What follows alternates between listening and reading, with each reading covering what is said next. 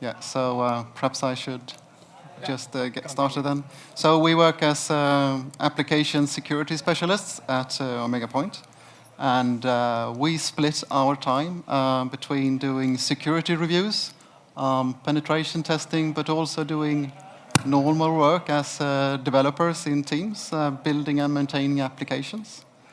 And today we wanted to show you how to build secure APIs based on our experience as from penetration testing and several years of developing .NET applications. And the code that we will show you is also available at GitHub if you want to play around yourself and have a look around. But first, this talk is based on principles of zero trust and least privilege, and also some of the design ideas from this excellent book, Secure by Design, written by some of our colleagues at Omega Point. But before we start, I just want to point out that this presentation is ambitious, and we will try to cover a lot of topics. We want to show you that it takes a little bit more than just well-written application code in order to get a secure API. And we will try to do that in 60 minutes, if we can. That's why there are two of us on stage. Yes, that's right. But just to set the stage a little, perimeter-based defense in the form of a firewall or other product that protects an application server is a classical security design approach.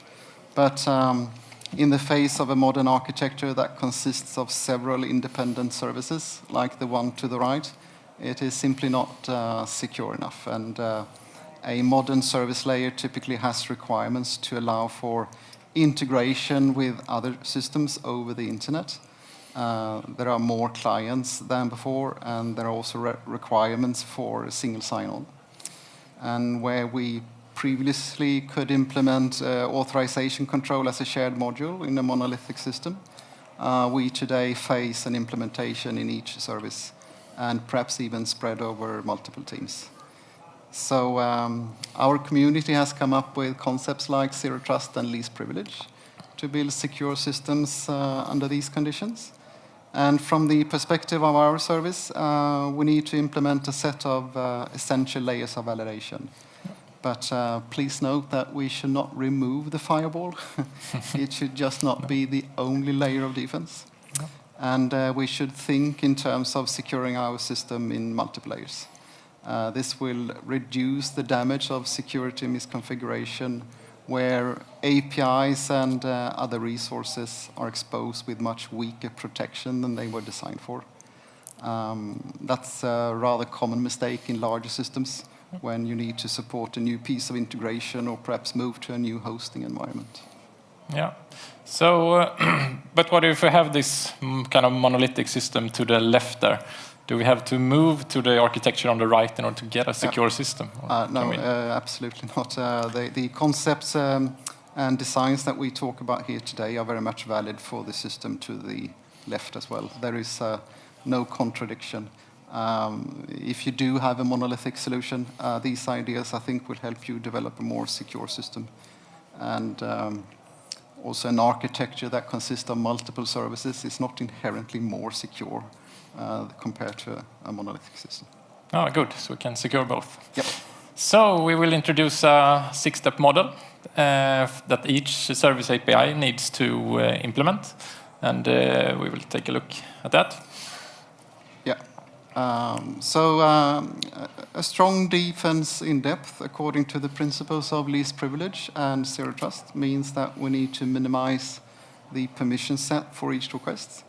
And based on our experience from having reviewed a lot of systems, we think that you need to address all of these 6 steps, no matter how you do it. Yeah. This is basically how we review systems when we do penetration testing and security reviews. So. So the first step here is to validate that the incoming request is valid HTTP with a reasonable size, but also like a request rate, simply that it is valid traffic meant for us. Otherwise, it should be reacted as early as possible before reaching our application code. So this is not API implementation on our side. We get this by configuring infrastructure protection in front of us. And a good reverse proxy and the web server hosting the API. Secure hosting is an important part, so we will come back to this part of the step 1 later in the last demo. But all the other steps here we can see, 2, 3, 4, 5, 6, we need to do them in our API to implement them in our code. We will go to a demo, yeah. And we will use ASP.NET Core 6 in this demo. Yep. So, what I've done just is that created a new folder, and I've just created a new empty ASP.NET Core application. And I've also added one NuGet package. That's the JWT Bearer package. We need that in order to use auth and access token to secure. And then I will just start the application. Yeah. And I got port 5000. And notice that I use HTTPS even in development. That's something that we heartedly recommend. There is very little reason today to run anything else than HTTPS, even if you develop locally. So please do that if you can. So this is what we get these days. So if you've not seen this template code from .NET 6 before, it's just the program. Is it big enough? Work? Yep. Good. It's just program.cs, no startup, no configuration methods. But otherwise, the code will look the same. We will add controller, because that's what most of us have today, and that's what we use in bigger projects probably. So we have removed this minimal API that you get with the template there. So we will do controllers, and we will add a basic standard products controller, and it will look very familiar to you, even if you're not used to ASP.NET Core 6. And this controller that Martin creates now will have a get by ID endpoint, and we can notice that we have explicit routing here. Yeah. And also we have the from route attribute. And these are important because it should be very clear and explicit what happens with a request. How do we handle it? Because attackers, they often use the fact that of unexpected behavior in the code. So it's important to be explicit and with clear set of rules. Yeah. So I just prepared a small product domain object. I just created, and since I made changes to the middleware in the program, hot reload typically does not pick up that, so I need to restart it. But maybe we should try and see if it works. Yeah, we try it. Yeah. And we'll do it with the REST client plugin to VS Code. So I just ran a get HTTP request against my endpoint, and we can see that we return a 200 OK. The content type is correctly specified as application JSON, very important. And I get my hard-coded product back. So no surprises yet. Yeah, yep. Great. It works. Yep. And well, that's good. So for this demo, step 1 is complete. We assume that we have secure hosting and infrastructure, etc., in front of us. We have a secure runtime, use secure frameworks and components, etc. But out of the box, this is a public API. So now we need to secure this API. Yeah. So if we go back to program.cs. So we will start by doing step 2, validate the token, which often is a JSON Web Token. So we add the JWT Bearer authentication middleware. For this step, we need a secure middleware. This should only be configuration from our side, no custom code for validating tokens, etc. And we get this from ASP.NET Core. And by default, we get the basic JSON Web Token validation, like signature, issuer, etc. There are a lot more things to say about token validation, but we will not go into more details here today. And also notice the policy lines that you added. Can you explain a little bit about those? Yeah, sure. So what I've done for the authorization part is that I have added that the authentication scheme that we support is JWT Bearer, nothing else. And more importantly, I've also specified that we require an authenticated request. So, and I set that as the default and the fallback policy. So if we do get an anonymous request in, the controller needs to opt in to support anonymous requests by using the allow anonymous attribute. So if we try this, we should be. Yeah. So that's a good point, because now it takes 2 mistakes here, and this is actually when we do a security review for pen testing. This is the first thing we look at. Can we find a mandatory pattern for forcing access control? If we can't find that, then we know that in a large API there will be mistakes and probably a public endpoint somewhere. Yeah, and I should also say perhaps that we can also add as a second step require authorization of course. on the controllers. That was the line, of course. So those are redundant, but it will keep you from just making a single mistake and open up the API. Yeah. So I did the same request. I did the HTTP GET request to the same endpoint, but this time I get a 401 unauthorized back, and also an indication from my API that if you are to authenticate, you need to use a bearer token. Yeah, so we need to get a token, and we get this from a local token service.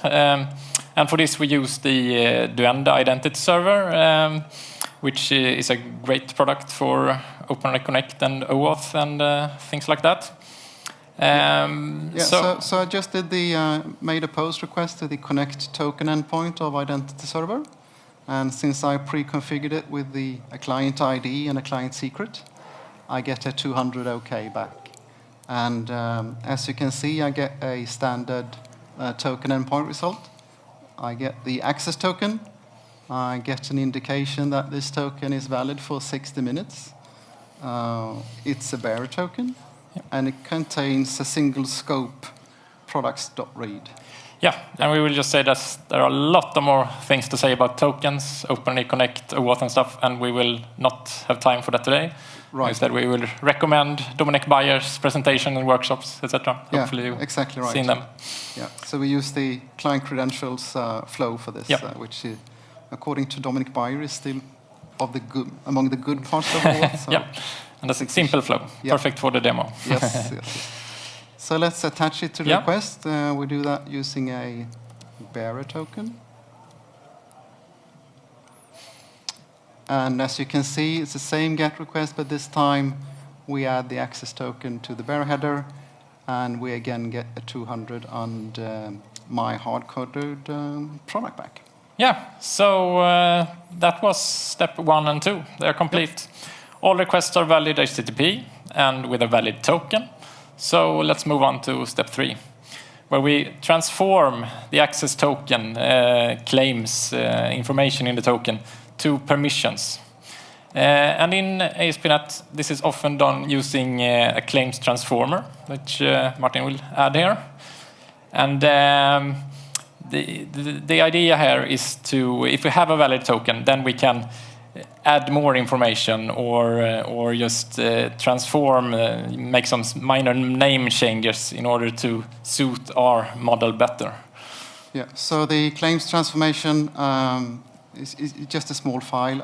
It's an interface, and it contains a single method that I need to implement.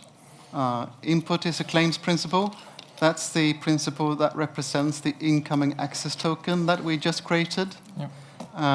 And I need to return a new claims principle that contains the transformation from that content to something that I want to work with within my domain logic. So in this example, I first check that the principle coming in is authenticated properly. And if it is, then I will transform if the incoming principle contains the products.read scope, then I will choose to work with a claim that is suitable for my domain. Yeah. Right. That represents our permission model. Yeah, exactly. And also typically we do something around the identity of the user or the client. And in this case, I've just hard-coded that this incoming request represents someone that belongs to the Norwegian market.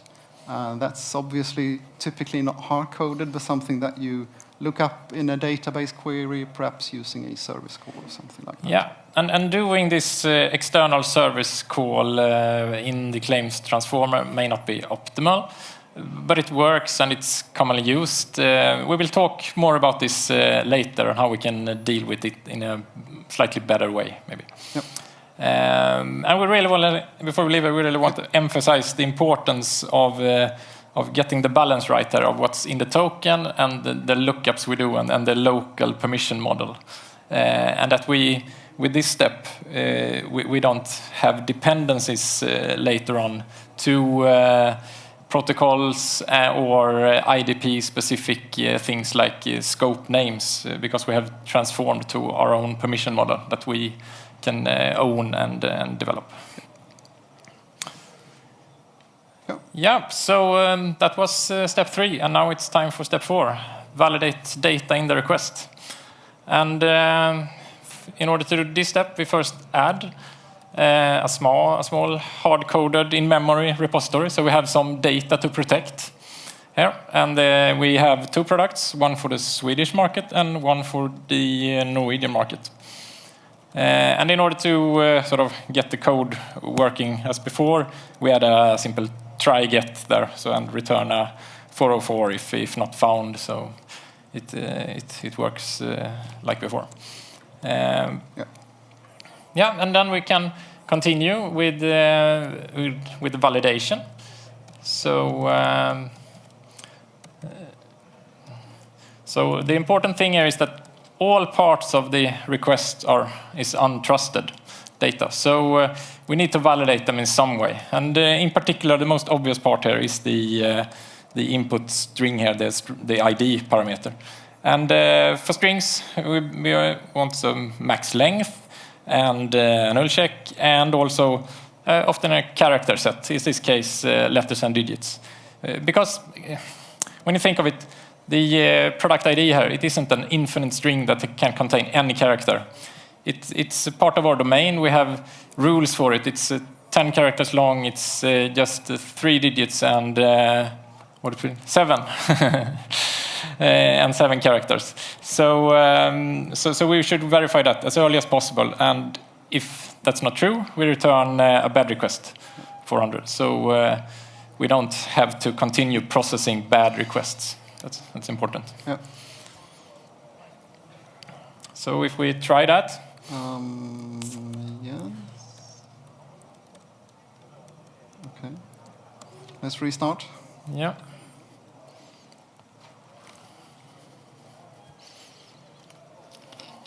We're good? Yep.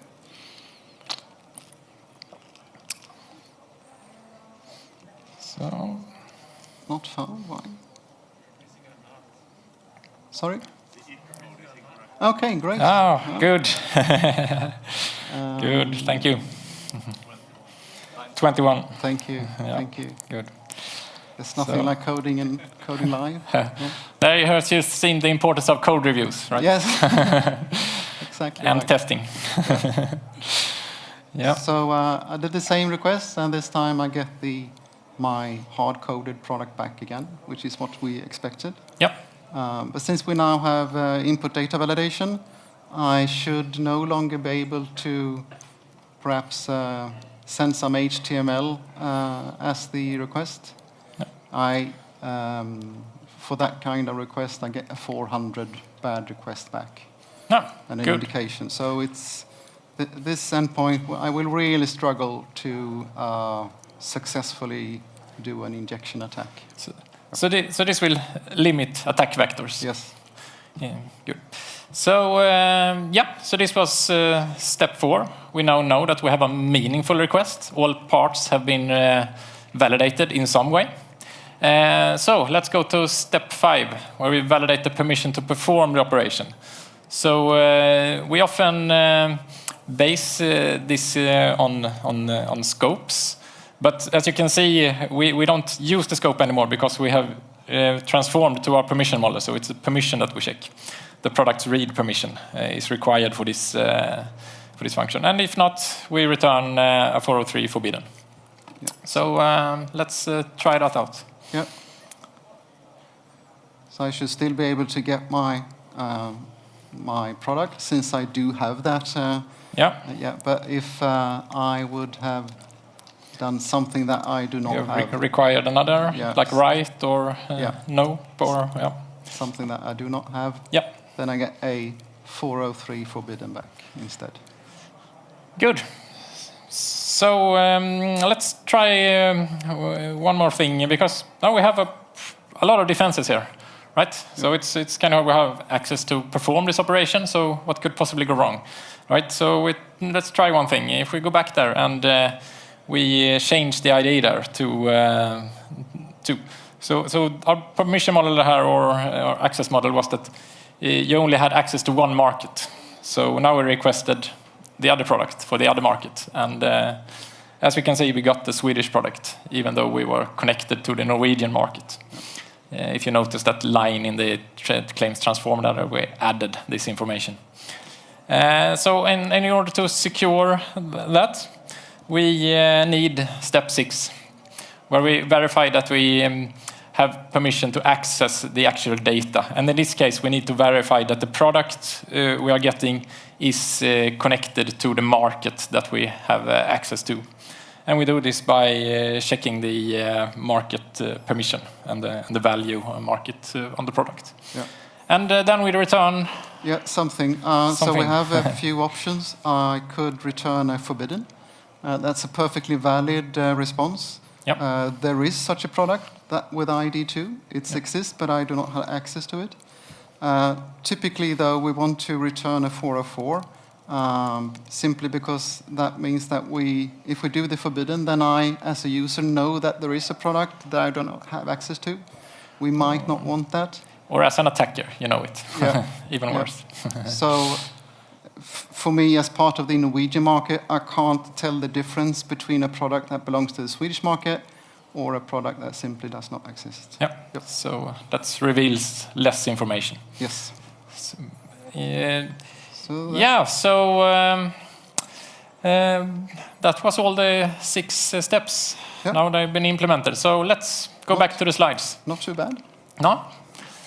And we look at our model there, and we are now in a kind of good position where we implemented all the 6 steps. And even if we, by mistake, expose this API without protection from a firewall, we have a lot of defenses. We require a token and permissions to run it.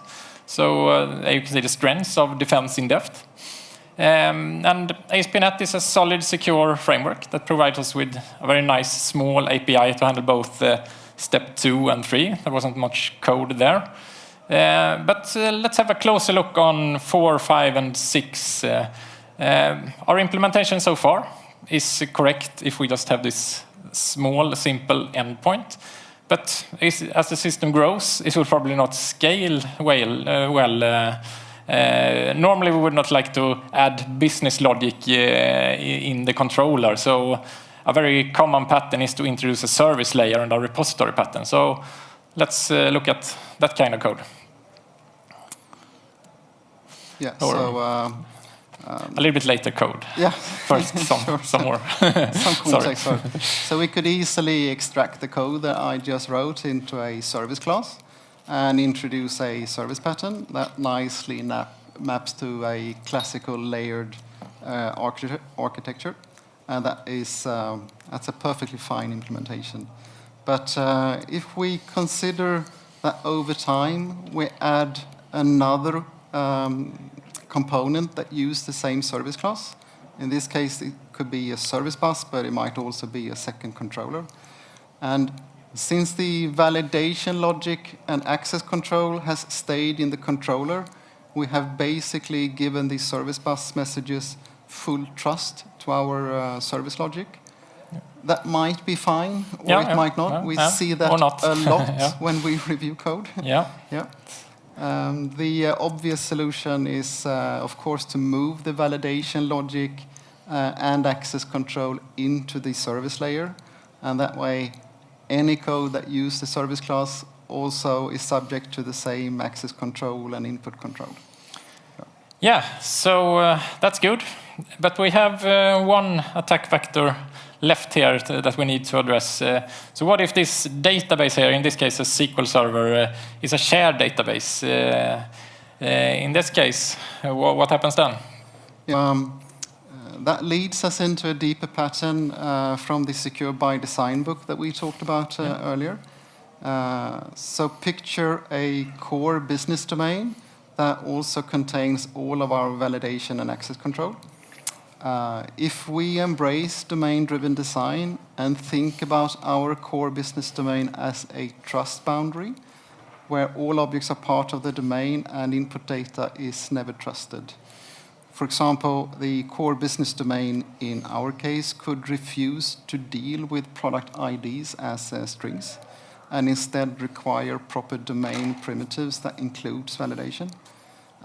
Then we will have not only a robust and high-quality implementation, but also a more secure one. Yeah, so it's quality and security they often go hand in hand. And let's reflect a little bit about the trust boundaries. With the demo there to the left, we had it at the controller endpoint. So we would have a trust boundary like that. And then as we added the service bus and the system grows, the trust boundary grow. And then we moved to the service and it became much smaller again, especially if we had a lot of integrations there.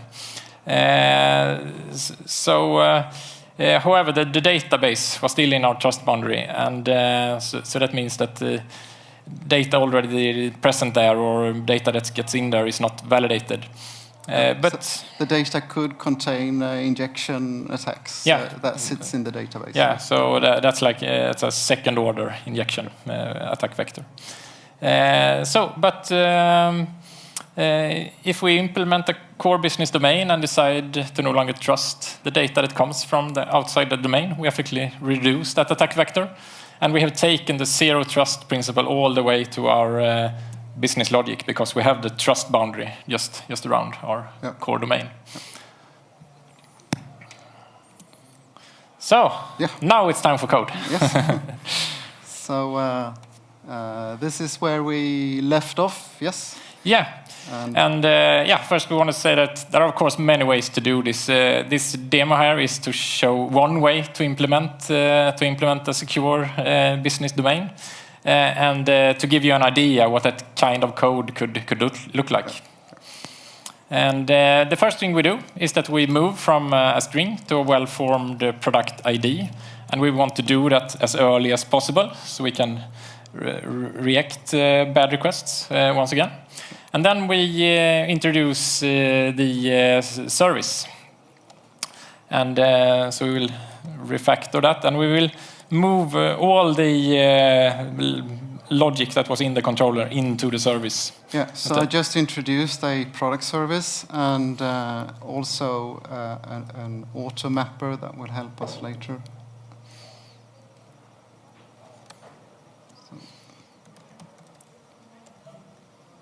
Yeah. So now we're async.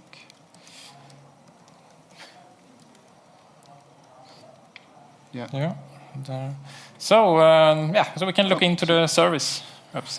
Yeah. So we should note that we moved to the product ID domain primitive from string to a domain primitive early on, and the product service does not accept strings as input. It only accepts product ID.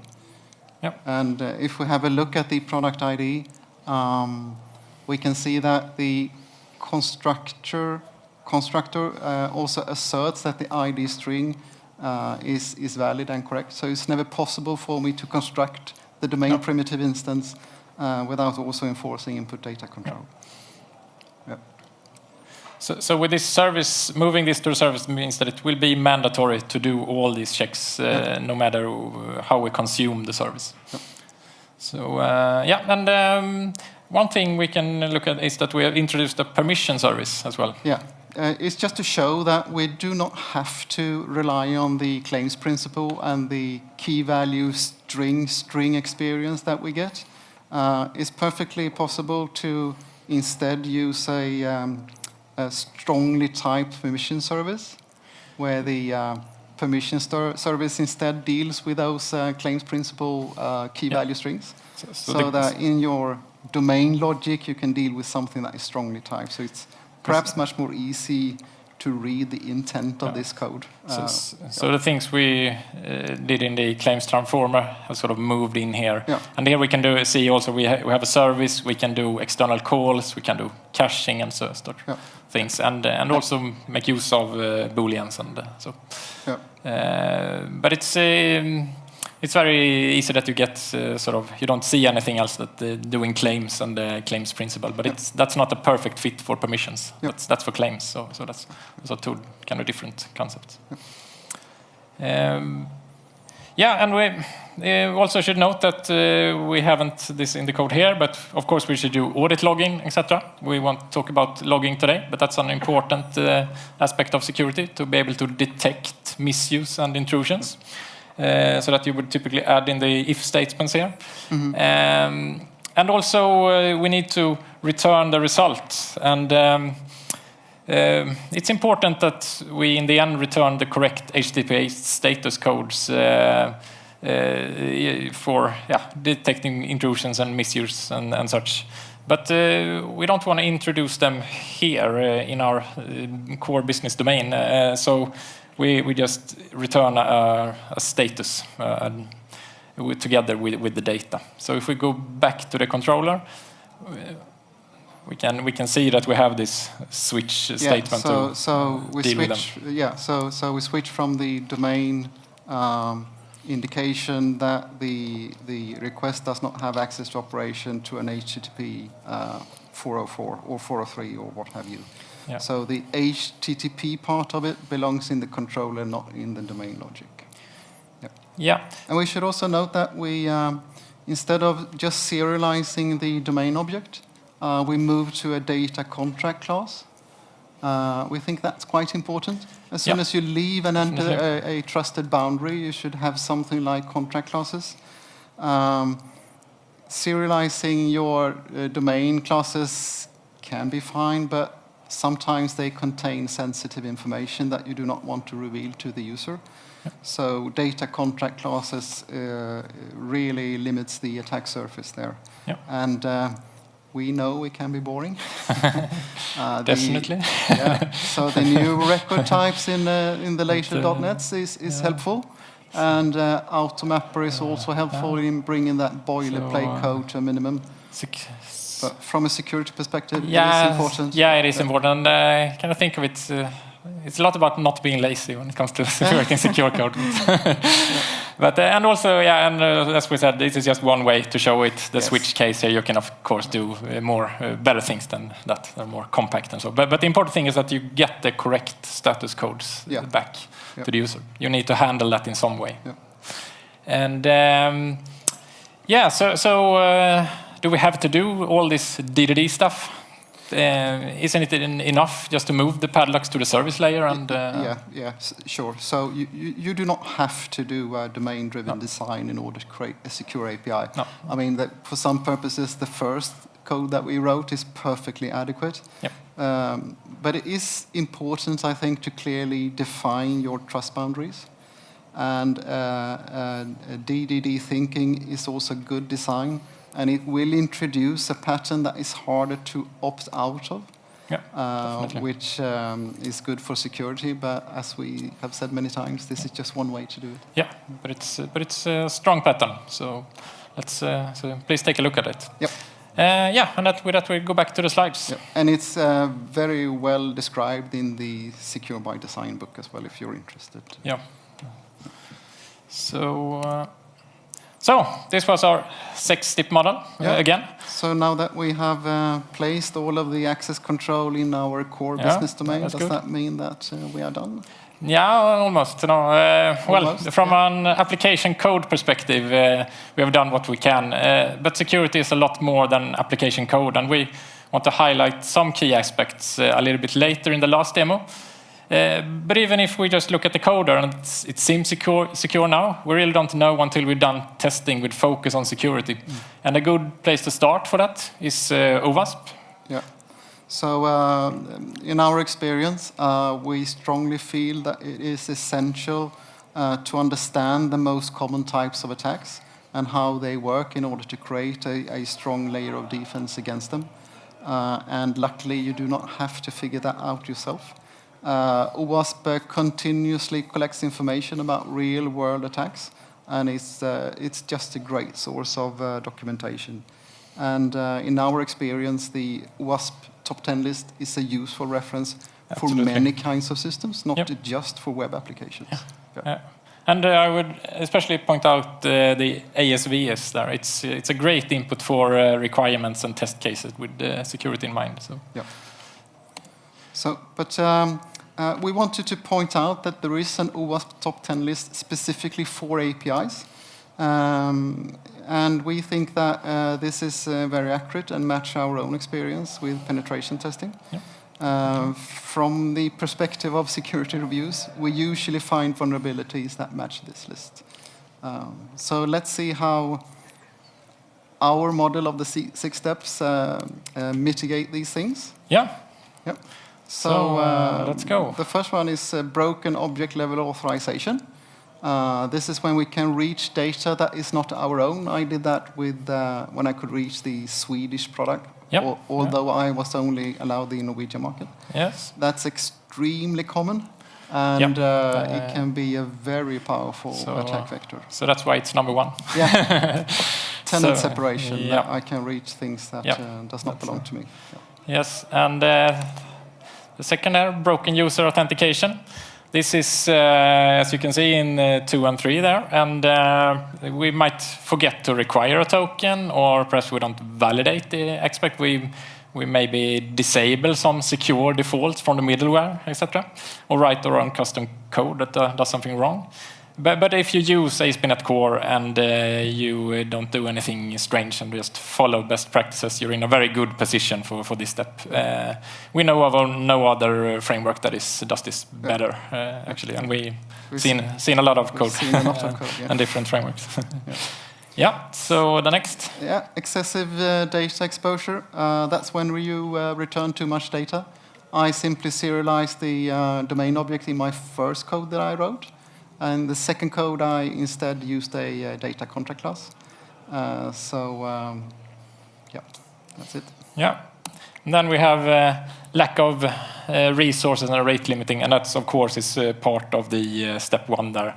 Usually we get that from an API gateway in front of us. If you deploy to the cloud, that's typically very easy to address. You might not even have to do anything at all. No. And 5 already on. Was that 5? Yeah. So that's a broken function level authorization. That's when you do not properly validate access to functions. A classic example is that you forget to restrict access to endpoints that are administrative in their nature. So that was the step 5 there in the model as well. And then we have mass assignment. And if you use proper data contracts classes, you should be able to easily avoid mass assignment issues. We almost never see this in C# and ASP.NET. No. But number 7, we do see that security misconfiguration. That's anything that's not properly configured, that's security related. For example, allowing a weak TLS version, something like that. So, and that's part of step 1 there. And then we have the classic injection. And injection can be in many ways, and SQL injection is the classical one, but as we said, almost anything. And we note that we validate both in step 1 and in sort of step 4 there, that it is defense in depth there, and we validate the multiple layers. So you could have a web application firewall doing basic input validation, but that doesn't mean that you shouldn't do any input validation in your API or vice versa. So that's important. And so that brings us to number 9. Yeah, improper asset management. That's when we find unexpected and insecure things in the network. It's a very common thing in on-prem installations for some reason, much less so for cloud deployments, and we almost never find something when you run infrastructure as code for some reason. So so that's a little bit out of scope here, but we will see some of it in the next demo. And then we have the last part here, and that's insufficient logging and monitoring, and that is very important of all steps. And as we said before, we won't spend time on logging today. So is that it? Are we secure yet? Almost. As we stated earlier, security is more than just application code. And the two things that we want to highlight here are secure hosting and the secret management. So we will look at that in the next demo. Yeah. So secure hosting. The first one is that you need to put something in front of your API, something that is robust and hardened. This is just an example with Nginx because that's quite common. And I wanted to just note a few things. We redirect all traffic to HTTP, back to HTTPS. And we enforce strong crypto for the TLS by restricting it to version 1.3. And then this demo, this is really simple. We just say 1.3. Yeah, in reality, it could be harder. It could be a lot harder. Know your risks. Yeah. And the last thing that we do is it's quite common to add security headers. Even if you do develop an API, there are a few security headers that you should be aware of. Just 6 of them, and it's not hard to add them. And OWASP has a great list and cheat sheet of why this is important. And especially the strict transport security there, because HTTPS is vital for the security for the API, so we really must do what we can to enforce strong transport layers security. So these are important security mitigation techniques, and they are so easy to implement, so please make an effort. So let's look at the hosting then. And that's Docker. Yeah, so just as an example, it's also very, very common. And we just want to point out that do use an official image for the runtime when you deploy. And also, there is no need to run the process as root, even though that's part of the templates that Microsoft provides. Instead, select a user is restricted. And typically that also means that you need to select a port because a non-root user is not allowed to open ports at 80. Also a very easy way to mitigate and reduce the effect of someone breaking out of the ASP.NET Core runtime. Yeah. And especially the user is often overlooked. So and it's so easy to do. So let's look at secrets and how should we handle them?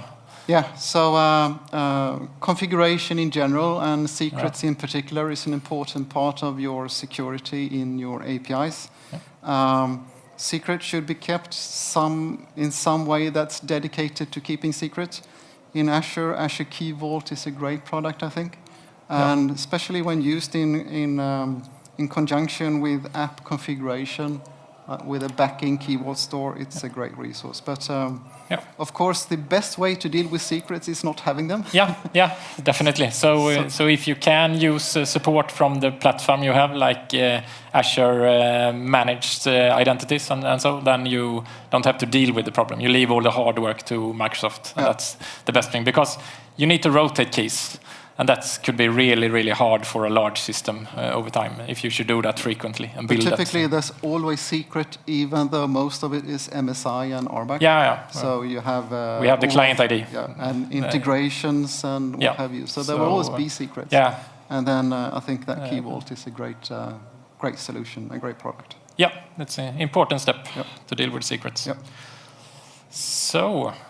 Is that it? Are we secure? Secure? Yeah. Really? I believe so. Or at least we have done a reasonable effort here.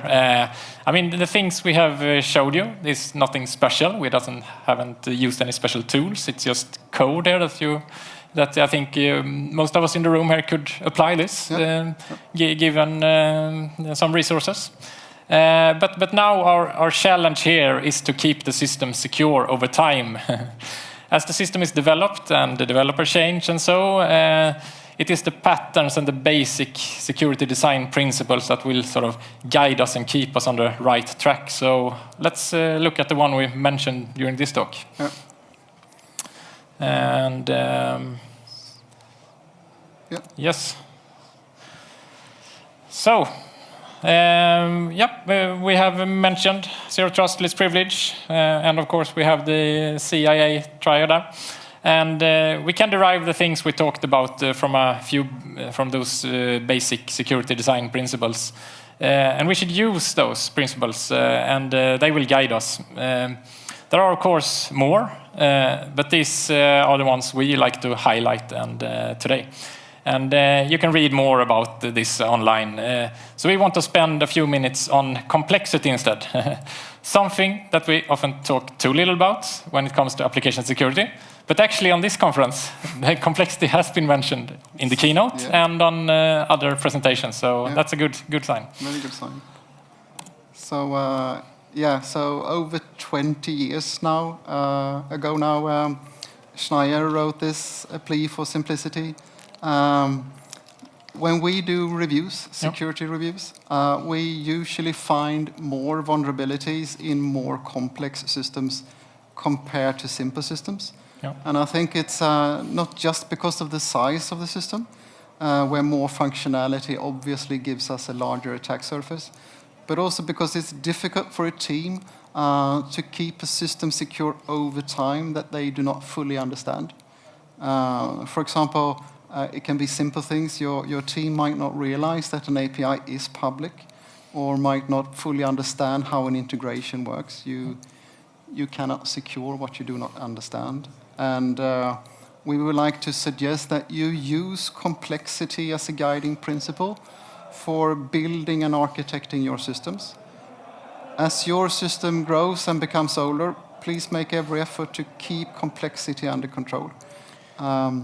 We fully realize how hard this is, but from our experience with penetration tests, it's vital that your team share an understanding of your system. That's definitely right, but and easy to say. But how can we do that? Yeah. So so a simple and effective way is to get a common and shared understanding of the system is to draw a picture. And there's many ways to do this, and this is just an example. So we are not sort of prescribing any views on this matter today. But this is roughly what we're looking for when we're doing security reviews. We ask a team and ask them to draw this picture, and where we clearly can identify where the sensitive data is and how sensitive it is, and what's a sort of proportional level of security for that part of the system.